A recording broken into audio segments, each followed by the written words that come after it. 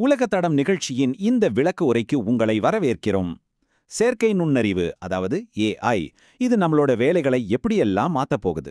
நம்ம எல்லாருடைய மனசுலயும் இந்த கேள்வி கண்டிப்பா இருக்கும். இப்போ கிடைச்சிருக்கிற சில ஆய்வுகளை வச்சு எந்தெந்த வேலைகள் உண்மையிலே ஆபத்துல இருக்குன்னு கொஞ்சம் ஆழமா பார்க்கலாம் வாங்க. சரி, நேரா விஷயத்துக்கு வருவோம். நான் உங்ககிட்ட ஒரு நேரடியான கேள்வி கேட்கறேன். உங்க வேலை ஏஐ கிட்ட இருந்து பாதுகாப்பா இருக்குன்னு நீங்க நினைக்கிறீங்களா? இந்த கேள்விதான் நாம இன்னைக்கு அலச போற விஷயத்தோட மையம். ஆனா ஒண்ணு மட்டும் நல்லா புரிஞ்சுக்கோங்க, இது ஏதோ பல வருஷம் கழிச்சு நடக்க போற விஷயம் இல்ல. ஏன் அப்படி சொல்றேன்னா, ஆய்வுகள் சொல்ற காலகட்டம் 2026. ஆமாங்க, இன்னும் 2 வருஷத்துல. இது ரொம்ப தூரத்துல இருக்கிற எதிர்காலம் இல்ல, நம்ம கண் முன்னாடி நடக்க போற ஒரு நிதர்சனம். கேட்கவே கொஞ்சம் அதிர்ச்சியா இருக்கு இல்லையா? இந்த மாற்றம்ங்கிறது வெறும் கற்பனை கிடையாது.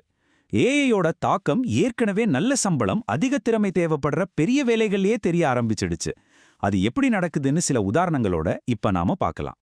இதோ பாருங்க, ஒரு ஆச்சரியமான உதாரணம். ரேடியாலஜிஸ்ட்கள் மருத்துவத்துறையில பல வருஷம் படிச்சு ரொம்ப ஸ்பெஷலைஸ்டா செய்யக்கூடிய ஒரு வேலை இது. இதெல்லாம் எப்படி ஏஐ செய்ய முடியும்னு நம்ம நினைச்சிட்டு இருந்தோம். ஆனா நிலைமை இப்போ அடியோட மாறிடுச்சு. இந்த ஒரு வரி நிலைமையோட தீவிரத்தை முகத்துல அரைஞ்ச மாதிரி சொல்லுது.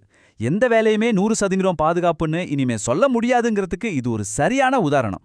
சரி, மெடிக்கல் ஃபீல்டு ஒரு பக்கம்னா, இன்னொரு பக்கம் நம்மளோட கிரியேட்டிவிட்டி, ஆர்ட், ரைட்டிங்னு மனுஷங்களுக்கு மட்டும்தான் இதெல்லாம் வரும்னு நாம நம்பிட்டு இருந்த துறைகள்ல கூட ஏஐயோட தாக்கம் ரொம்பவே அதிகமாயிருச்சு. அங்க என்ன நடக்குதுன்னு பாப்போம். நீங்க ஒரு கிராஃபிக் டிசைனரா இருக்கலாம், லோகோ பண்றவரா இருக்கலாம், இல்ல சோஷியல் மீடியாவுக்கு போஸ்டர் ரெடி பண்றவரா கூட இருக்கலாம். ஏன், ஒரு பொருளுக்கு விளக்கம் எழுதுறவங்கல இருந்து மொழிபெயர்க்கிறவங்க வரைக்கும் பல கிரியேட்டிவ் வேலைகள் இப்போ ஆட்டோமேட் ஆகிட்டு இருக்கு. குறிப்பா பத்திரிகை துறையில ரீஹேஷ் ஜேர்னலிசம்னு ஒரு வகை எழுத்து இருக்கு. அதாவது பழைய செய்திகளையே கொஞ்சம் மாத்தி புதுசா காட்டுறது. இந்த வேலைய மனுஷங்களை விட ஏஐ ரொம்ப சிறப்பா செய்ய ஆரம்பிச்சிடுச்சு. சிம்பிளா சொல்லணும்னா, ரீஹேஷ் ஜேர்னலிசம்ங்கிறது புதுசா எதையும் கண்டுபிடிக்காம ஏற்கனவே இருக்கிற தகவல்களை மட்டும் வச்சு வேற வேற வார்த்தைகள்ல ஒரு செய்தியை கொடுக்கறது. இந்த வேலைய ஏஐ ரொம்ப வேகமா, சோர்வே இல்லாம செய்யும். அதனால தான் இந்த துறைக்கு இப்போ பெரிய ஆபத்து வந்திருக்கு. வெறும் எழுத்து கலை மட்டும் இல்ல,